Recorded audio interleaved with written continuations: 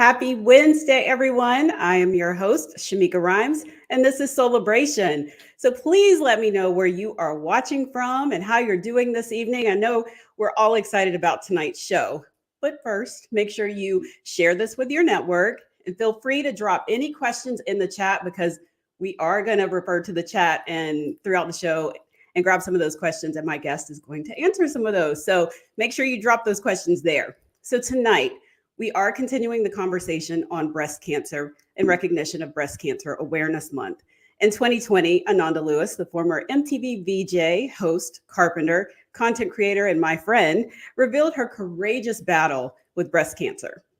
Earlier this week, she opened up in a CNN interview and shared that last year she found out it had progressed to stage 4.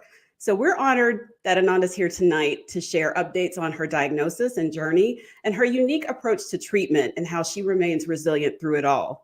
So again, drop in the chat where you're watching from, drop some pink hearts, show some love for breast cancer awareness, or if your phone has the little emoji for breast cancer awareness, the little ribbon, drop that too. Anyway, let's welcome Ananda. Hi, Shameika. Hi, Ananda. How are you? Good to see you. I always love talking to you. Thanks for having me. No, I love talking to you. I was so excited that we already had this in the works because, I feel like you're always my firsts, right? Wherever you go somewhere new, you're like, Nanda, come on. Right. Let's go. So as I was saying, you and I go way back. We really do. I hunted you down when I was writing for Shondaland. We've been it the organic, old-fashioned way. Right. Exactly. And we've been friends ever since. Yeah. So I want to start off because, a lot of us have seen the social media posts and a lot of us have seen the interview that was shared on CNN's website or YouTube.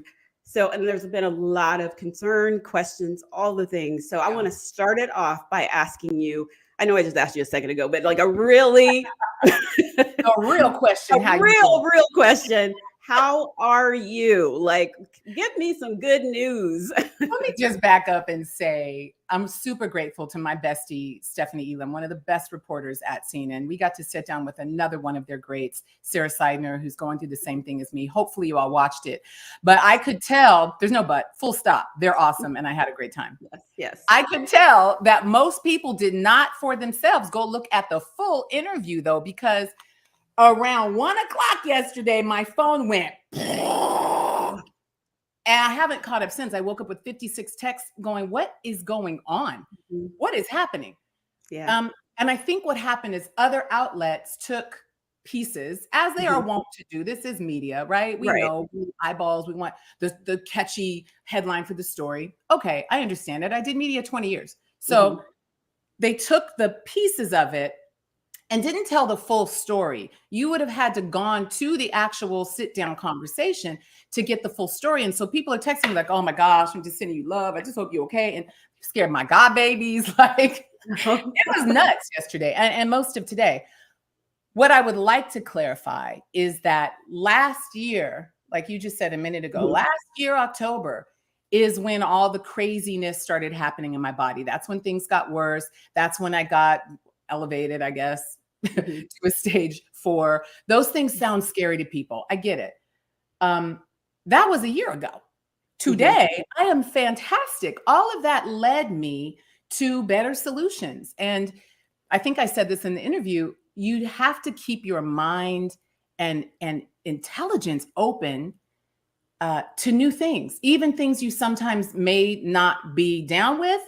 And when you're following your body, kind of like I am doing through this journey for myself, you have to listen and you have to do what's necessary. And so shifts were necessary for me over the last year. And even before that, I was constantly shifting, finding new things, trying this, try it for 2 months. Okay, that's not doing anything. Let's shift over here. Unfortunately, that's how the hundreds of thousands of us, I am not alone in this, of us who go after this, getting cancer out of your body, getting your body to stop making cancer. It's what we experience because there is no tried and true path. Everybody's physical body is different. Things that may work for me may not work for you, may not work for them. So you have to be your own guinea pig. You have to do a bit of trial and error. You have to be diligent about looking at new treatments that are coming on board, looking at things that are designed to satisfy, what I want, which is the least harm to my body and the most good, right? So it was unfortunate, even though I understood it, but I'm grateful that it's opened up some really necessary, difficult conversations that a lot of people don't want to have. And I'm here for it. I've been having difficult conversations since Teen Summit. I'm like, yeah. I forgot to mention Teen Summit.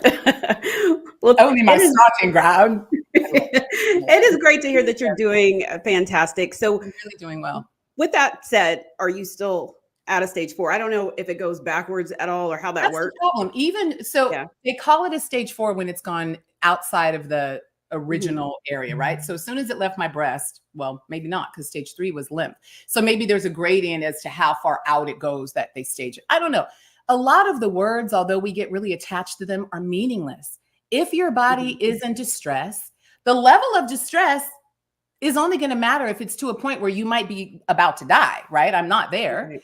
So then you have other considerations. But for me, in this process, what I've learned is that my body can go like this, and then I change things and it goes like this again. And then I go, oh, I better change that back, and it goes like this again. There is a lot of play. There's a lot of play. And it's so unbelievably like awesome. And I mean that in the most literal sense of that word. I know we overuse that. It's awesome. No, this is awe-inspiring, awesome, what your body is capable of doing. It blows me away every time I see my body do something else that I was like, I didn't know we could do that. Here we are, and medicine matters. I will never shun medicine. I didn't shun it in the beginning. I just said, not yet. So I think people need to be a little more open-minded. I understand why most people don't get it. But with the numbers growing in cancer diagnoses off the charts, we've never seen anything like this. I feel like, unfortunately, a lot of the people criticizing me are going to have to deal with this themselves or with someone they know. And I hope that when that day comes, God forbid, they are willing to do the right thing for their body and be open to what that might include. Some people are doing conventional and a little bit of integrative. Some people are doing integrative and a little bit of conventional, like I did. But we have to be more open to people making choices that work for them and being okay with it.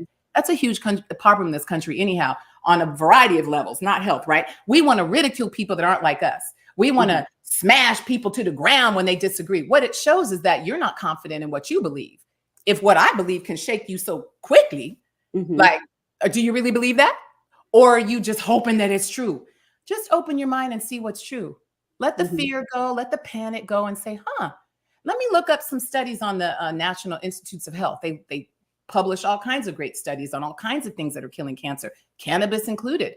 And I think it's important that you save yourself from getting here by being aware of the things that get you here, right? And what's ironic is the same way that I'm saving my body from cancer, I guess you can say, or reversing cancer in my body. If I were doing these things 10 years ago, maybe could have prevented me from ever getting here. I just have to double, triple, quadruple down on them now because I have this going on in my body. But the same way I'm getting out of here is how you stop from being here. And that's what I want people to take away. Really, how do you protect yourself from this? You answered actually one of the questions I had, because I didn't know if you'd seen all the social media comments, like a lot of them. Okay. I just know people be ignorant sometimes. And they be like, well, it's her fault because she kept the tumor. I mean, what if someone said she kept her tumor and now she's stage 4? I would think some crazy mess too. Like, that just sounds crazy. You know what I mean? So we have to understand nuances and not just jump at the first thing we hear about something. That's just not thinking for yourself. You know, we could solve a lot of problems if people use a little more common sense. And I ain't not in control of it for anyone but myself, but I use it. I think that's the thing. People have to realize, one, it's your body. Yeah. It's your body, and you chose the best thing for you. I did. In that moment. And I wanted to go back to 2020 for a second. Because you, at that time, I remember you shared on Instagram that you had been diagnosed. And so I wanted to just go back to that moment when you found out, and what made you decide to open up, because I know that we spoke shortly, I think, well, actually the next day after you posted it on Instagram, we spoke on Check the Rhymes, and you kind of were at that time like, I'm not sure if I regret saying it or announcing it to everyone. So I wanted to kind of go back to that and then talk about now doing this interview and how it opened it up in the social media world, just clamped down on headline. I mean, the good thing is I heard from people I haven't heard from in decades. So it was so nice to hear from them again. Listen, this is all my fault, right? Because if I hadn't opened my big mouth in 2020, but my heart was and is still in the right place. If I got to go through this anyhow, which I do, because I'm going to live and want to thrive, I might as well share with y'all. I've been sharing with y'all since 1996. Why should I stop now because it's something that other people feel weird about or don't want to talk about? That's the whole point. Let's talk about the things we don't want to talk about.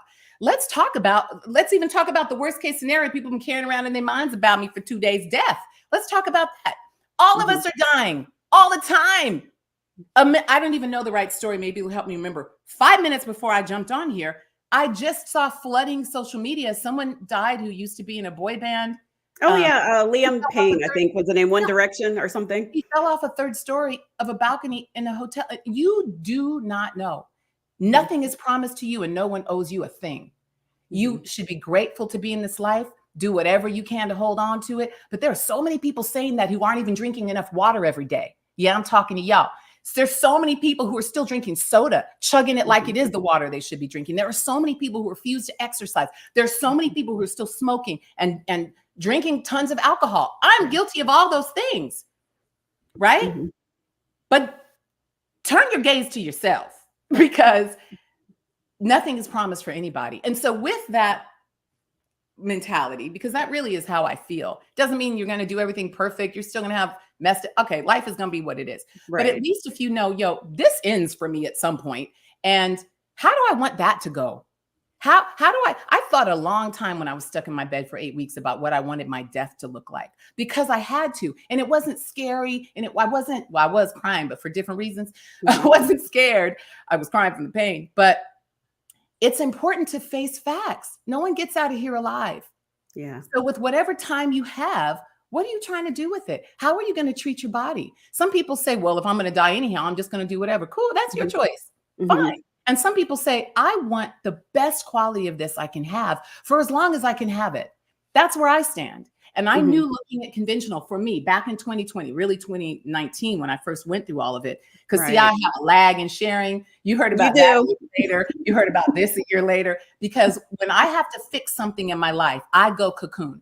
That for me is the best way to do it. I don't want to hear any feedback. The feedback ain't gonna help me. I'm not going to be stressed out. If stressing out would benefit me, I'm happy to do it, but it only hurts me. So I have to use my sense and my control over my mind and my body to make sure I am creating an environment within which I can heal. It's why a lot of people don't hear from me a lot, because I can't do a whole lot of talking and catching up. That has nothing to do with me getting better. As much as I love everybody, it has nothing to do with me improving. And so if I can't focus down on what I have to do, I'm not going to be okay. And that's really what happened in the time where I, entered the not okay phase. I was doing so great.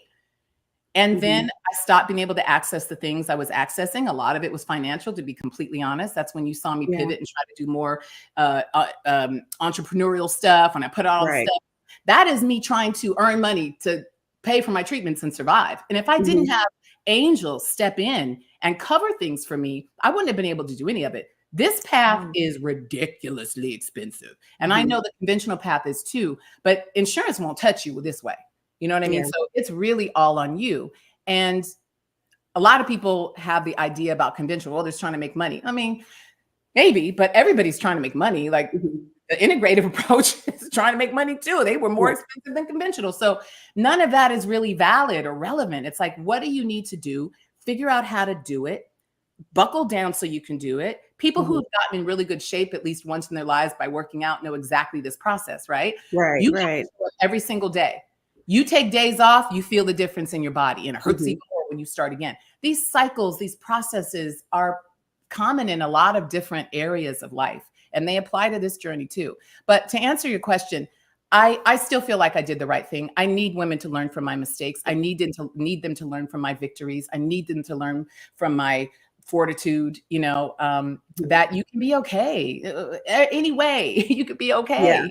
Yeah. And even if you die, you can be okay, because everybody's going to confront that at some point in their lives. So this is really much more about how you want to live.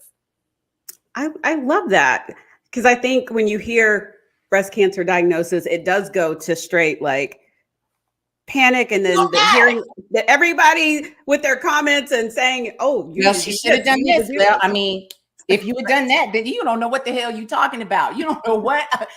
Listen, there are women who, my biggest mistake is the one I've shared from the beginning, not getting my mammograms, and I still am on the fence about mammograms, as you know. So I'm going to rephrase that and say my biggest mistake was not staying on top of early detection. I could have used 3D ultrasound. I could have used, well, the QT scans weren't available then, but there is better technology now that women can access to be able to see what's going on in their breast earlier. Because no matter how you choose to handle it, once you're diagnosed, getting it found earlier is better for an outcome. Either way, whatever side you're on, your outcome will be better if there's less cancer in your body when you start. Common sense again, right? And then there are things that, if I'm going to go this route, then I can't do a surgery. That's going to unleash everything in my body. If they're going to do the surgery, they're going to take it all, because why? They can't leave some. That's why they have to get clear margins. There are different philosophies on different sides of it. And until you've witnessed both sides, you really don't have an opinion that counts. Did you, well, first I have to say this before I forget. When you were talking about the delay, I was like, no wonder she didn't answer my emails and calls back then in October, when I was like, where is she? Did she change her number? Yeah, I just go quiet when I need to, and it's so necessary. I think, if people spent more time quiet, they could solve a lot more of their problems. Just mental health issues, relationship problems, all the problems we have as these little tiny human beings running around the planet for a split second. We could solve them better if we got quiet. Be still. That's the message I always hear. Okay, Will Dawson has a question. He says, you talk about that fortitude and the need to isolate for a while, but what about your support system? Please talk about how important it is and how your support system has helped sustain you as you've gone through this. Will must have been looking at my questions, because I had something like that later on. So good thing we're getting to it. Thank you for the question, Will. I think, it just depends on your personality. I've always been a very introverted person, which is probably weird to hear because I spent so many years on TV in front of millions of people. It's different when it's a camera versus a room. I freak out in a room full of people. I have a lot of anxiety that kicks up. I have a lot of fear that kicks up. I have to really work on myself and breathe. And I'm a very isolation friendly person. And the people closest to me know it and just kind of honor it, because they especially like my mom or my sister, like people who know me my whole life. They have seen that be true for me in almost every instance since I've been an adult. But even as a child, we were just alone a lot as kids. And maybe that's because I'm Gen X and we were latchkey kids and we solved problems on our, whatever it is. That's a very real part of my personality. So the way that the core people in my life support me, like Stephanie, they respect the distance without getting upset with me. They don't stress me out when they return and like, well, you ain't talked to me in forever. But man, you better understand what I'm doing, and they just say, hey, what do you need? They ask me what I needed. They let me answer that question. And if the answer is nothing, they're okay with that too. So holding space, not for what you want, but for what the person going through it needs, is really important as a support person. I love my core, and I see them, way more often now that I'm feeling better, but I didn't see anybody. My sister had to fight me to come visit. And I know she wasn't comfortable with that, but she respected that I have to do things by myself. Listen, I'm doing everything from, depending on where I'm at and things, it changes constantly, like I said, but I'll do enemas every night for a week straight, or I need to lay in front of my red light it depends on what I'm working on. But there are a lot of things I do at home that just require me to be alone. I'm not running around here naked with people here. I'm just not. So there's some things that just by nature of what they are require me to do it myself.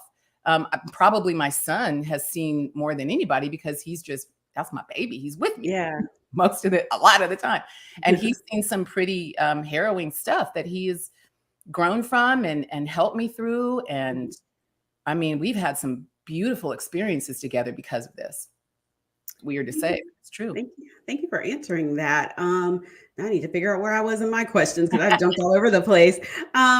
You you mentioned that you decided to do the integrative. I always keep calling it holistic, but did you kind of do your research on both avenues before you decided on one, or did you just already decide, okay, I know what works for me and my body over here, instead of trying any of that? I know you said, no, I don't want to do surgery. I don't want to do any of that right now. What was Right. your process, the thought process behind all that? I had watched my mom go through this. She went full conventional. And I had started doing a bit of research then, and also with my cousin when she was going through it. I had started to gather information for them, and it was opening my eyes already. And so the night that I got the call from my doctor telling me, oh, we did find cancerous cells in your biopsy, which, or the biopsy, that's a whole nother conversation. Anyway, my mind. We'll go back to that. I had already bought my first full detox program because I knew I felt the lump. Like I knew there was something wrong. And I knew that no matter what it was, I needed to get this lump out of my body, right? Yeah. The same pathway to do either. It's the same. So I was prepared to go down a natural path first and keep my mind open to what else I needed to do. There's no way you know what to do, right? You don't know what to do with conventional. They're going to tell you what they're going to do. You don't know what to do if it's natural or integrative. You need guidance. And so my first couple of months was really seeking out that guidance, doing the research, diving into the rabbit holes head first, and getting lost in these worlds of what else is possible. And not only did it make sense because I believe in the intelligence of our bodies and the creator who designed them, but I also knew what my body had already been through. I did a home birth. I nursed a baby for 3 years. Whenever he got sick, my milk made different concoctions to make him better. I could heal his fever by holding him up. I mean, there are insanely incredible things your body does. We don't acknowledge them a lot. We take these bodies for granted, most of the time. I know I did. And I had to look at the causes as well. And those were, of a list I looked at the time that had 10 things, I had 9. So I was clear that there was a way I got here. And for me, that says there's a way I can get out, as long as I don't damage my body to the point that it can't function like it needs to get out. And that's why I really said no. If they had let me do a lumpectomy, I would have done that. They didn't give me those options. They gave me the options that fit how they treat it. And I respect and understand it. It just wasn't for me. Did you get a second opinion? Because I know, and this doesn't compare at all, but with my hysterectomy, I went to 3 different doctors because I was like, okay, this one says this uterus needs to come out. I don't like that answer. Let me go over here, over here, over here. And then they all said the same thing, but I wanted to make sure what other options are there. I do that even with my knee when I tore my meniscus. Okay, let me get some other options. Let me look around. You might not want to do a ginger powder pack if you tore your meniscus, but you might have. I got other opinions. I saw 2 different surgeons. I saw 2 different oncologists. I listened and made my decisions based on facts, and what they told me the outcomes would be, one way or the other. And I'm happy with my decision fully. I mean, listen, maybe a stage 4 metastatic breast cancer diagnosis was a death sentence 10 years ago. It is not these days. There are fantastic medicines. There are supportive things in care you can do for your body. You still can banish cancer at any stage if you figure it out. Like, people's thinking about it is super weird to me sometimes, but I get it. If you haven't gone through it, you wouldn't know. I literally just spoke to somebody today who had pancreatic cancer who said, absolutely not. He dabbled in some of the things that were going on. He said, nah. And he went to one of the clinics out of the country and is clear now. So you have to look at both sides with equally open minds, right? Because there are successes and failures on both sides. You just have to go with what works for your life. And that's what I'm doing. And it's working for my life. I'm going to tell you, I am more joyful. I am more myself. I am more buoyant. And I know what I can survive now. I feel stronger than I've ever felt in my life. Like, there's so many good things that have come from it for me, from doing it this way. And, I have had some integration of conventional as well. I've done chemotherapy, but tiny micro amounts, right? Yeah. Didn't destroy my whole body, but just killed the cancer. And there are really creative things out there. You just have to look for them because they're not going to promote them to you. Why would they do that? And I think people missed when you said that. Well, if they didn't watch the entire interview, And they didn't. They missed that part where you said you have been doing some conventional things. Yeah. People just don't like it when you don't do things their way. But again, we got to elevate ourselves in this country to get through a lot of the issues where we banish people because we disagree with them. I'm not talking about illegal stuff that we all kind of agree should not be okay, but all the other stuff is like, you don't have to agree with me, but you don't get to disrespect me because you disagree. That part. Guys, if you have questions, drop them in the chat because Ananda's here and she's answering your I'm questions. alive. Yes, she's alive. She's doing well. Lord. Thank you, Jesus. I'm alive. On the interview, you mentioned that, some of the tumors were undetectable now. Yes. The things that in October had flared up on the scan that I ran down to Irvine to get treatment for, I was there for 14 weeks, I think, doing similar things that I did the first time around in Arizona, but wanted to be closer to my baby, who's going to be mad that I called him a baby because he's 13, but he's always going to be my baby. So deal with it. The things that I did there were very effective. And when I hit the pain mode, that was from the bone scan that I had to do. And I think that was just I don't think that had as much to do with like cancer as it had to do with radiation in your bones is going to probably hurt depending on, it didn't work for my body. I know people who've had bone scans and they didn't have the same kind of pain, but this is how my body reacted. And so in the middle of that, I then fractured my hip because my hips were, my bones were a little funny. But again, none of the details matter when you know that I came out of it. Right. When you know that the worst things can happen to you and you can get better. You can recover. That is true for so many things. If you're willing to do the work, if you're willing to put in the effort, because going integrative takes an incredible amount of effort on the patient's part. And I would say more so than going conventional because they do most of the things that have to happen to you, right? And this way you're responsible for doing most of it. And it's a lot of work and it's hard as hell, but it's absolutely worth it for me. Can you talk about some of those integrative things that you've been doing? I know one was, I saw the red light and you mentioned the red light therapy. I love when my acupuncturist pulls out that red light. I'm like, thank you. It's so good. I have a full wall panel. It's like, I'm coming over. It's amazing. So I think things like if you follow these body hack people, right? Like I said before, the ways you get out of here from what I've learned are the same ways you can avoid getting here, right? So it depends on your body, what you're willing to do. I know that people are thinking, well, no, it's not the same because you actually have cancer. Well, what is cancer? Cancer is a buildup of bad stuff in your body. Think of your body like a kind of like a river, right? I hate analogies, but I'm gonna try to use one.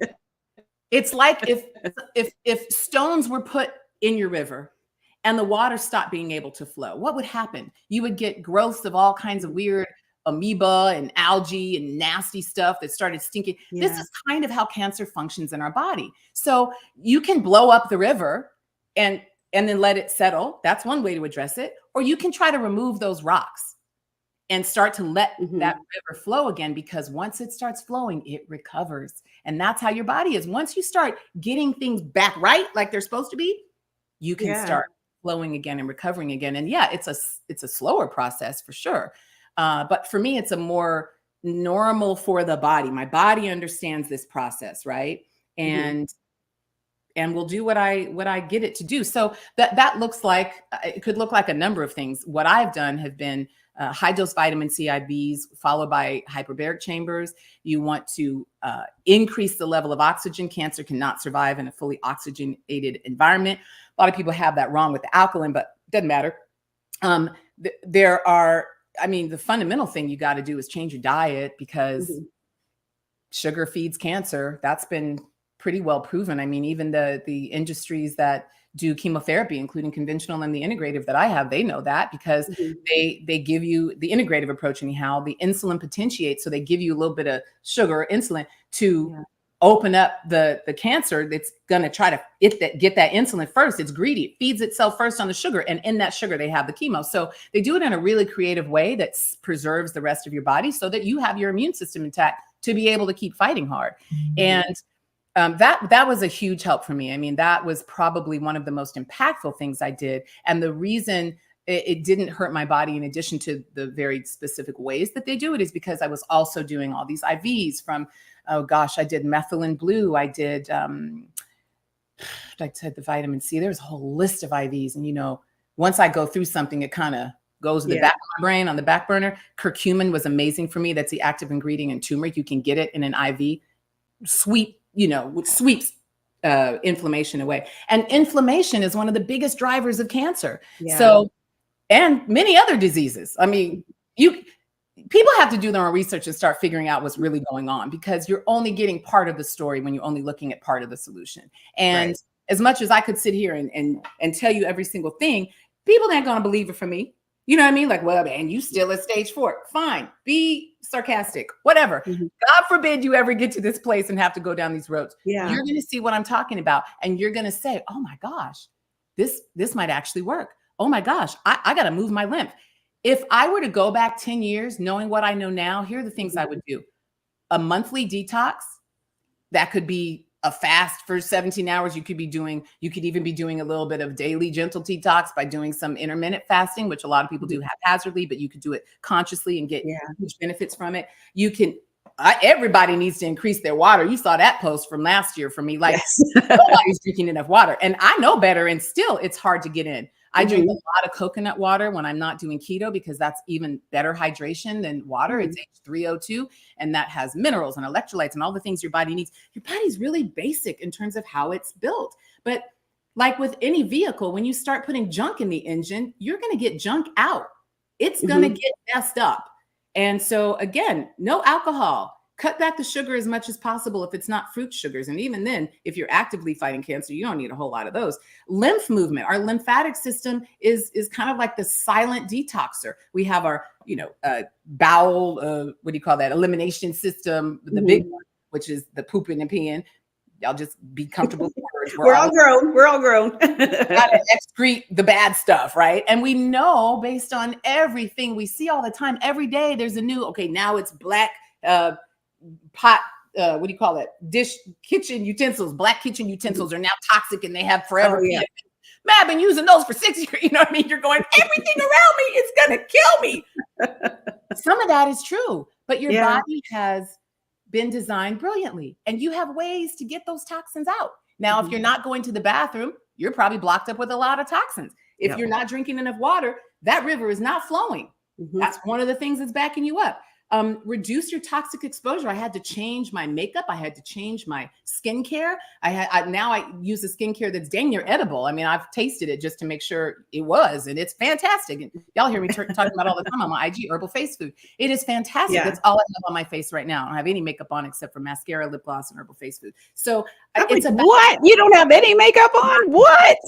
No, why do you look like you are still like the girl we were watching on Teen Summit? I've had to take really good care of myself for a really long time, and it pays off. I don't know. I mean, these things are the anti-aging things. I have an anti-aging course I did. You and I think we're talking about. I was trying to finish it. I'm actually getting worse, trying to finish it, trying to film it before I left for Irvine. So if you buy my course, which actually I've reduced the price because I want everybody to have access to it, it's ageflow.co. But really, it's kind of an underhanded way to talk about cancer prevention, because they don't like you to talk about that and say the C word. So aging and cancer are very closely related in terms of how you take care of your cells and what you can do to turn cellular damage around. All of that matters. But when you let that build up and you're not doing any of the mitigating opportunities you have to reduce the toxic buildup, it's just going to keep growing. And if 10 years ago I knew what I knew now, I promise you, I really don't think I'd have been here. The emotional stress toxins. We're now finally talking about childhood traumatic experiences. There's all these new things. You just have to open your eyes and look for yourself and do the deep dive before you're forced to do the deep dive. That's what I would recommend. If you're out there listening to me and you're in a healthy body, do what you need to do now to keep your body healthy. It's so much easier than fighting to get your health back. I promise you, it's so much easier, but it looks the same. You probably have to do less fasting than me and less detoxing than me, but you got to do it to get that stuff out of your body. You need to make sure you're pooping 2 to 3 times a day. Some people don't go to the bathroom for a week. I don't even understand how that doesn't make you fully sick, like in the moment. I can't imagine, but everybody's got their own experience and the whys and the what. But just understand a little better how your body works, and you'll figure out what you need to do. Move your Yeah. limbs. That's getting out your cellular waste. Reduce your exposure. Seed oils are horrible for you. Eat healthy fats. Stop eating junk. It's very simple, and everybody's saying it. Everybody's saying it. Absolutely. So I wanted to go back. I know I mentioned there was two things I wanted to touch on really quick. I know I thought I saw in the comments too about the biopsy. You mentioned how painful that was. So I'm doubling this question up because I know we're running out of time. How did you prepare yourself mentally for this journey? Like you said, the emotional stress is one thing that probably also contributes to all these things, but then the stress of, okay, now how do I get my body back healthy? What did you do? I know you isolated, but how else did you prepare yourself? Were you meditating, praying, journaling? What were you doing? Oh, all of that. Well, not journaling, but meditating, praying. I had gospel playing a lot. You need to elevate the frequency around you, right? The energy level around you matters. But I think just in my life, and I remember talking about kind of my journey through a TV career too, and saying, and maybe I said this to you, I just kept following what came up. I didn't have a plan. I didn't have a strategy. I wasn't trying to get on TV. I just went, this is what life, God, this is what's being brought into my path. I'm gonna follow that. And it's kind of the same for this. Maybe that's just my personality. I look at things and the first thing I think is, how do I solve this? Not, oh my God, I have to solve this. I go right into solution mode. And that's a very, it's a very specific feeling, right? There's not a lot of emotion involved in it. It's very like, let's just get this done. You know, that type A personality that isn't going to think about anything else. I'm going to zoom in on the problem. We're going to fix this problem. So I really didn't do much prep. I mean, other than buying that detox, I was like, well, let's see what happens. Yeah. I'm already okay with, I'm not living, and I used to, so I understand the difference in thinking. I used to live in this, oh my God, what if that happens? But then I'm going to die. You got to get over that part. You're going to die. Let's just admit it, face it, cool with it, whatever. You're going to die. Not today, not like this, right? Because you have control over that part. But 1.5 million people didn't wake up today. That's just the human experience. There's no getting around that. You know, and one day it'll be me and you and everybody listening. But you have some control over from now to then. And you have way more authority in it than you believe. So as an advocate for breast cancer awareness, and we've talked about the importance of early detection, and we had the discussion, I believe it was last week as well, on a panel about breast cancer. What advice can you give to the women that are also going through this right now, like to keep their positivity, to keep them uplifted? And then I keep throwing double questions at you. Clearly, I'm trying to get through my list. But the other part of that is, what do you tell women to make sure they start that early detection, whether it's through this, well, you need to do the self-exams and get your annual mammograms. So how can you encourage them? Because I think you said it on the CNN interview that there's a lot of mistrust with doctors. And I think you even expressed when I spoke to you in 2020 about the radiation and all that, you know, from the mammograms. Yeah. I think you just have to, again, put your big girl panties on. What you got to do, what you got to do.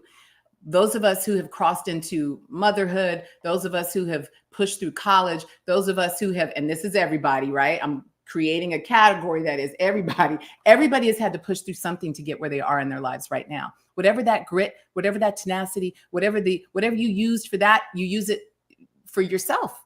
It's the same thing. Sometimes you have to silence the blah, blah, blah, blah, and just go, this is what I have to do. This is what I have to do. And I tend to stay away from trying to get people to do stuff. We all got to make our own choices. Yeah. I'm living with the consequences of mine, and everybody's got to live with the consequences of theirs. I hope that women are smart enough to hear from women like me, to see the journeys that other women are taking through this and say, I'm going to do everything I can to not end up there. But if I do end up there, I'm going to do everything I can to be who I want to be at the end of it. Right. Because that's really all you can control. There's so many things you have no authority over. That's the one thing that you're the only one that can control and do anything about. So I think some people like me are willfully stubborn. We're very difficult people to deal with when you're just willfully stubborn. Like, nah, I said no, so the answer is no. My son hates that. So I would say to those kind of people, just take a breath and think. Look at the bigger picture. It's hard. It's hard when you're down there with the trees. You don't get that there's this huge forest and then a road. You know what I'm saying? You can't see the bigger picture, but you can if you focus on trying to do that. You can say, let me just, and this is where prayer and meditation comes in. I mean, get some control over your mind. That's one of the things I did have to do. I had to get some control over my mind. And for me, it was, I was trying to do too many things at once in treatments, right? It was, well, I'm going to try this and I'm going to try them. I'm going to layer all these things. Well, then you don't know what's doing what. Then you don't know what to stop because you don't know what it was that did the thing. One thing at a time. Calm it down. It's okay to go slow. And it's okay to be afraid as long as you don't stay afraid. Let that pass through. Because there's a next level beyond that, that is fight and faith. And that will sustain you infinitely. Oh. We have a question. A Brown 17 wants to know if you use energy healing methods such as Reiki. I've tried Reiki before, but I love Reiki. I love Qigong. I've just started diving more deeply into Qigong. I think, listen, there have been societies, I know this is breaking news for some Americans, but there are societies that existed way before us. And Western medicine has only been around for what, 100 years? Maybe. And thousands of years ago, the Chinese were practicing traditional Chinese medicine and healing themselves with plants that we have been given to use for our healing. Most prescription meds, you'll find the origin of them is plants. And so they've been, perverted and to the point that they will make you maybe more sick with the side effects, but sometimes you just got to bite the bullet and do it. What I'm saying is lean on understandings that are broader than your own because most of them are. And if you look at how other countries are treating cancer right now, they are using more things like energy medicine. They are doing even machines. If I turn my computer around, you would see that I have a huge energy device. I sit in the middle of that device. Now that's new for me. I haven't always been doing that, but I can feel the difference when I do it. And raising the voltage of your cells, it's incredibly important. Some of this sounds like Greek to some people, but all you have to do is look it up. Look what Dr. Jerry Tennant says about voltage in the body. Look what Lakhovsky said in the 1920s or 40s about energy healing and how he did heal plants with cancer with frequency medicine. So there are some people who are on that path. I have integrated a lot of frequency medicine into what I'm doing in a variety of different ways, from Rife machines to acupuncture, doing the meridians and healing. And my acupuncturist is amazing. And that was a fantastic addition that's really pulled me out of that hole I fell into. But there's always something new to do. But yeah, I think energy medicine is super important. I think layering is super important. I wouldn't do energy medicine and not change my diet. I wouldn't do energy medicine and not stay on my selenium and turmeric. I wouldn't, it's not instead of, but I think when you layer and you pile on, you get, for me, the best results. I love that. Do you have I mean, I know we said earlier we were going to end in 45 minutes, but do you have an extra few minutes? I always reserve the night for you because I know how we get. Okay. So, all right. Because I know a lot of people are in the comments and they have a ton of questions. So I didn't want to rush through it without taking some of their questions. So guys, questions. And I think I said I was answering questions. So cool. And then after this, I'm going back in my cocoon. So it's a good time to answer the questions because I'm probably going to be talking about better get her now while she's out and being social. About it a few more times. I do think what I'll do more in the future, and I, have been thinking about this, but I haven't figured out a way how with all the, my time is really, I do 4 hours of treatment at home almost every day. So it's just, there's a lot of time that goes into this. I don't even have time for a lot of socializing with my friends, and that's okay. Because once I'm completely good, I'm gonna throw a party and all y'all gonna be invited virtually. Anyway, I say all that to say that it's really important to, I don't know why I said that, Tamika. What was I talking about when I said, I haven't figured out how to share. So it's hard for me to stay on top of posting, I can't do that. But what I do want to do is start to dig in a little bit to these topics because I do feel like people want to hear it and they need to know. You need to understand how your body functions. You need to know that you can save yourself before being at risk, and prevention is the cure. So I'll start talking about it more, but I'm happy to keep answering questions to see what people want to know. Okay, there was one that popped up. Let me see. Asia, can you put that back up so I can see that? Anybody else have a jukebox play in their head that nobody else can hear? When you just sitting there, I'll be like, all the time. All the time. I'm like always, you know what? I'm surprised it hasn't happened yet. Because usually somebody will say something and I'll be like thinking of a song and it'll just come out. Or something. I was about to say earlier, you were like, well, how to do that? I was about to say, I stand on business. That's how I do it. Because like, that runs in my head a lot for whatever reason. Let's see this question. And I am so sorry. I think I'm going to just, you know what? I'm not even going to attempt to say your name. Say it like you think you said. Let's see. I would say. I see it. I see it. Yeah. I think it's Shania. Shania. Okay, because I was about to tear it all completely up. And I can't see. Yeah. So is integrative expensive? Does insurance cover some of the procedures? Yes and no. Let me tell you this. I, again, had angels step in and cover me in the form of human beings who love me and want me on the planet. And they made sure I had what I needed. And it was a lot. That's all I'm going to say about that. But I submitted $78,000 of insurance claims to my insurance, and they reimbursed me about $5,800. So that tells you how much insurance covers, and that tells you some of how much I spent. So far, that was just the last time. And that's not including living there. You have to like find a place or be in a hotel. Like all of it costs money. It is. I mean, there has to be some way to support women better who make this choice, because the cost of it is really the most prohibitive part. Honestly, I mean, that's what kept me out of it for a minute. I couldn't afford it. Yeah, I did see a question asking if you were in remission. No. And they call remission no evidence of disease now. I'm closer to that than I was in October, but I'm not all the way there yet. I plan to be. I just can't tell you how long that might take me, but I'm in it for the long haul. If I need to be, I'll do my protocols for the rest of my life if I need to. I look at cancer as a manageable disease, like any other metabolic malfunction disease, like diabetes or some of the other ones that people don't consider them manageable. I do. I always think there's something you can do, but can you take your foot off the brake? No, you got to keep these brakes on this cancer, because it will speed up ahead of you. And that happened to me. So I know it to be true. If you go this way, right? The benefit of conventional is they cut everything out and say that it's all gone. That's never really true, especially if you're upper stages when they find it. But if you can get that early diagnosis and find it at a 0, a 1, or 2, that's very true. They can get it out of you. Fantastic. I know people who have done everything they were supposed to do with conventional and didn't make it. I know people who have done everything they wanted to do with integrative and didn't make it. Both sides have successes and failures, like I've said. So there's no guarantees. There's just do your best and get as far as you can. Do you think one of the ways that helps is, because I've started the cocooning on the weekends away from social media for my sanity. So does that help, taking a break and maybe not even looking at all the comments people have of their, opinions of what you should be doing, how you should have done it, and all these things? Yeah. Will you go back to even reading some of those things, or will you just kind of, when you go back into your cocoon, just leave it, don't even look at it? Well, I think what's fun I've seen people do is they'll take a comment and put it on their post and respond to it. I might do some of that. That makes posting easy. Like, there's an automatic thing to talk about. This person talking all kind of mess, so we need to clarify and check people. Fine. But listen, I didn't get lied on.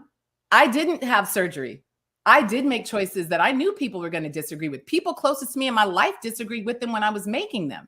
Yeah. You got to be okay with being the odd man out if you want to chart your own path through something. I don't know what to tell you. That's just a part of it. It's one of those things. Listen, there are people who say on the advanced directive, I'm dealing with a lot of stuff with my dad's care right now. We had to do an advanced directive for him. And some people will mark, resuscitate me, bring me back at all costs. And some people mark, hey, let me go. I'm good. Yeah. If it gets that bad, we're all just different. The quality of life, what we want out of life, how long we want life, it's all different. And we have to respect that and value that. But more importantly, know what it is for you. And whoever comes against that, it doesn't matter. It doesn't matter what people say. It might have been a mistake for me not to have surgery. I don't know. I'm not going to go back and repeat that. Where I'm at now, I'm fine with. And so whatever mistakes I've made, I'm in a great place. It's just like life. You can't spend your time in wishing you did things differently. You will never live. I'm not going to spend time regretting. I understand that people don't get it. They're entitled to their opinion. My grandma said, if you don't have nothing nice to say, keep your mouth shut. But not everybody understands that. And listen, I've been taking hits since 96. I ain't worried about people. I will be here accepting their apology when I'm Ned or when they're on this journey themselves and see how difficult and crazy it can get and finally have some of their own understanding. But I get where they're at. It's okay. I judge people too. I don't mean to. But I do. I'm working on it. I'm a work in progress. I'm a work in progress. And so I can accept that other people are as well. I forgive you. Yeah, one of the things I've seen over and over in the comments is your optimism and just your attitude is just so inspiring. Like even your shirt. What does your shirt say? Faith over fear? Faith over fear. This is available at Shop Love Ananda. It's one of my entrepreneurial endeavors that supports my mission of supporting my life. I changed. I sew. My grandma taught me great things, and sewing was one of them. She really taught me by me watching, but I put the different sleeves on. It's really just a regular shirt that's on my site, and there's sweatshirts and sweatpants. It is my motto. It's like, I don't care what happens. If your faith is in place, if you know what you know, you can lean on those promises and you can get through anything that comes your way. When you get shaky is really when other people's opinions start to tear you down and you start thinking, wait a minute, banish that. And that's how we get to, I rebuke that. I rebuke your opinion because I know what I know. And I know that no matter how this ends, I'm going to be okay. I'm going to be okay. And we got to wrap our minds around that because we have a very narrow, well, you're only okay if people go as far as you're only okay if you have this kind of car, this much, you're only okay. You're missing a lot of life thinking like that, but that's on you. I'm not going to live like that. And so all I can exude when I'm around people is what's real for me. And what's real for me is joy comes from a deep place. It's so deep that no one can touch it and take it from me. And I know the source of it. So even when I lose sight of it a little bit, I know exactly where to go back and get some more. Right? Hallelujah. So I don't really play those games because I know what I know. And when you know what you know, no one can shake that. I am like a tree rooted. Right. And so whatever comes, one day there might be a storm big enough to knock me over, but I'm going to have weathered a whole lot of the other ones and been okay. And whatever's next, I'm going to be okay there too. Because I have that kind of faith. And that kind of faith allows me to stay joyful in the face of whatever. That's not to say I'm never upset. I mean, ask my child, right? We can but you recover quickly. You go, oh, this is okay, but now it's over. Some people drag on things that have happened and keep it in their present time forever and ever and ever. That's chronic stress. That'll kill you faster than cancer, in my opinion, because you're not even letting your mind be clear enough to deal with what's right in front of you. Still thinking about that thing that happened 5 years ago. What? There are ways to help yourself through that, but you have to let things go. You know what I mean? Like, what you gonna do about it? It happened 5 years ago. Come on now. Unless it's still happening, and then you need to troubleshoot and fix it. But if it's stuff from your past, I wouldn't waste 2 milliseconds on it. You got too much to do right now to protect your joy and to improve your life. Like I could just sit here and clap because I'm like, I felt that was he was talking to me. He was talking to me. Let it go. I'm telling you, let it go. Wow. Me and my goddaughters used to one of them sent me that song and said, I remember we riding in your car. I was like, that's my song. Keisha Cole, let it go.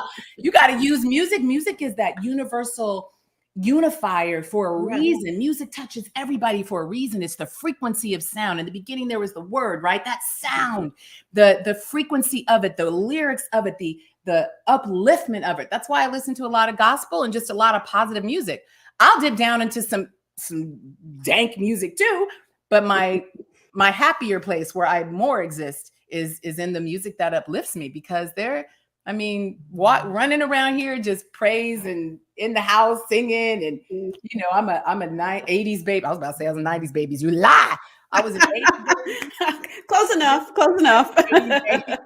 When I was conscious of music, it was 80s, and I just love playing the things that have always made me feel good. I play a lot of Luther Vandross, Elton Barge. I love him. There's just a lot of music that makes me happy. So your job is to surround yourself with things that make you happy and eliminate the things that don't. And I know that's easier said than done, but when you start doing it, you'll see how easy it is. And people will show themselves for what they are, and then you can make decisions because everybody doesn't belong in the front row of your theater. They just don't. And you're going to have to maybe move them to the back or send them outside to get some popcorn. I don't know what you do with them, but you better be real careful who you have sitting front row, because they will absolutely affect you. Absolutely. It's contagious. Energy is contagious. You brought the soul to Soulibration tonight. I see a lot of amens and hallelujahs in the comments. Nothing we cannot do. Let me tell you that much. And you just got to remind yourself of that when you're in it's the fear that comes in. And that's why, that's why we have that God is not the author of fear, because you need to be reminded that's not coming from a place you need to pay any attention to. Yeah. But I really look at fear as just warped energy. You can take that fear and now you twist it a different way and you shift the frequency, and now it's joy, or now it's motivation. You just got to shift it. And by shift, for me, when I have to shift something, I can't give a lot of attention to what it actually is appearing to be. I have to give the attention to what I want it to be, because that's where the transformation ends up. Right? I'm going to keep my eyes on the goal. I'm going to keep your eyes on the prize. I mean, this is not new information. People have been talking this stuff forever, but I do think that our willingness to listen sometimes depends on how much craziness and stress is going on in our lives, right? You get your butt kicked. Now you're like, please tell me what to do. It's the same thing they told you 10 years ago, 5 years ago, 2 years ago, last week. But now you're willing to listen because you're stressed out to the point that you're desperate. And all I can say is, that's a good place to avoid, but you also got to have your own path. So if you hard-headed like me, sometimes you got to knock your head against a wall a few times and then you'll get it. Okay. And then any maybe other, again. Let's see if we got some more questions, because I want to make sure everybody gets their or a lot of the questions answered, because I saw some good ones float through. Let's see. I'll wait till they pop up on the screen, because I can't. You'd be really surprised, Shameika, how many people are on this path of alternative treatment. I mean, a lot. And I think they don't talk about it because so much ridicule does exist when you do things outside of what people consider the right box or the norm. And it's unfortunate. It's unfortunate because I have a lot of friends in this journey, and we share information and go back and forth, but it's really secretive because people don't get what they don't understand. Right. Yeah. So, for all those people doing it integratively, you can do this. You might need to jump over the fence a little bit, grab something you need and come back. I'm on conventional meds and integrative meds right now, or approaches, I should say. It's not really meds and integrative and natural, but the layering is good for you. So open up to it. A lot of people are using off-label meds, right? They're using meds for different things because those medications have been found to be beneficial for other things. I know people that's working for. So you got to shut down naysayers and do you. That question that was just up was asking if you recommend fasting. I love fasting. I think fasting, and again, there's some great doctors that talk about fasting. And for my actual body, what I've done and seen, I did a 21-day fast that I definitely should not have done. It was too much for me at the time. But I highly recommend and love, I don't recommend it because you got to do what works for you, but I do intermittent fasting very often. And I'll do like a 17, really a maybe 20 to 24 hour fast on some weekends, because by the 17th hour, you hit something called autophagy. I like to call it autophagy, but it's when your healthy cells are eating up the bad junk in your body. Cancer cells are bad junk. They're eating up the extra nonsense that you don't need. They're getting rid, it's taking the garbage out in a big way. You doing the daily detoxing and the things, the lymphatic jumping on the trampoline, all the ways you need to do. Now you're taking the trash out, but now you got to get the dump truck to come and get it out from in front of your house. Right. And that's kind of what that does. So I definitely recommend it. I wouldn't, for me, I can't overdo it like I was, but I definitely use it as a tool. It's powerful. Okay. That's why you see so much fasting in biblical texts or religious texts, really, because it's not just in the Bible, but fasting is a very important part of focus and getting through something, right? So yeah, absolutely. I'm not doing 40 days. I get it. Me. I almost killed myself with 21. So. Let's start with one day. Yeah, let's start with 6 hours. Some people can't go overnight, without eating. They'll get up early and eat, but I'm telling you, start learning some stuff about how that body works. That body does not need as much food as you think you need to give it. A lot of that is mental.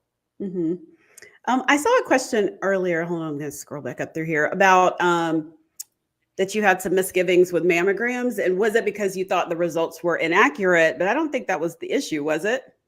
I mean, that is true. There are a lot of false positives with mammograms, especially with us, with brown women who tend to have dense breasts and the mammogram can't see through everything. So then they send you for a 3D ultrasound. And I say, why not start with the 3D ultrasound? I avoided mammograms because of the radiation. Listen, there's things I'm gonna stand on business on. I stand behind that still because to this date, I haven't had a mammogram. I have skipped now to the wonderful world of PET scans, which is 60 times the amount of a mammogram. So me avoiding those, the radiation didn't make any sense. I didn't know that then. When you know better, you do better. Now, when I have to get PET scans, I do a whole protocol of protecting my good cells from the radiation, detoxing it out of my system. I do it for 5 days before and 5 to 10 days after. And there's a whole regimen now that I didn't know about back then. And so I encourage women to get whatever it is they can access. Not everybody can access 3D ultrasounds. Not all insurance covers it. Not everybody can access the new QT imaging scans that are starting to pop up different places that have been FDA approved. And so if you can't, go with the mammogram, but get the early detection. Do your own research and find out some of the ways you can mitigate the radiation in your body if you're concerned about that. Some people aren't concerned about it. Cool. But don't not do it because of that. Thank you for that. You don't have an alternative. So take the alternative, but do it if you have to. Oh my goodness, this conversation has been so good. Like, I want you to come back, but I know you're going into your cocoon. Cocooning in 3, 2, yeah. I mean, I don't know. All this activity is exhausting, even though I'm super grateful for those people who were just concerned. And people are concerned because they love you. And I understand that. And I appreciate that so much. I love that. I love that I'm so loved. That means everything to me.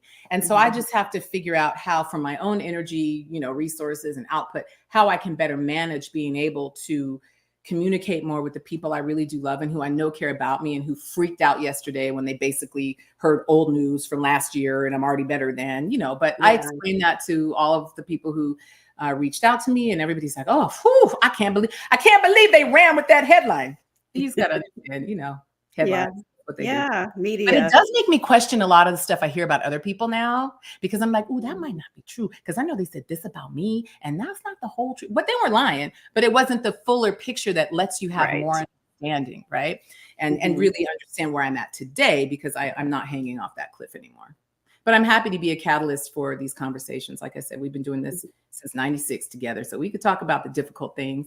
I'm just happy to be in the interview seat these days instead of your seat, because I got real time. Well, I'm here because of you, watching you on TV, but I told you all that before. You did. It's so sweet. So I always ask my guests this question: what feeds your soul? And I have a feeling I might know the answer, but you might surprise me. Who knows? What did I say last time you asked me this? I never asked you. I'm just going off. No, I've never asked you this. Okay. I don't think. I mean, if you can't look around you and be awe-inspired by the world we live in, and then take the next step to say, what created this must be incredible. And look at all this. And I'm just little old me. And I don't know. I get a lot of inspiration from everything around me, from my child who's developing so beautifully into this wonderful young man, to my mom, who's such a fighter and thriver. And, she is one of those people that locks down and does what she needs to do regardless. And I respect that so much. And she loves me so much. And our relationship has made this beautiful 180. And my sister, who is a survivor too, who, did everything right. She was someone I should have looked at and said, I need to be like that. It was after mine, but still.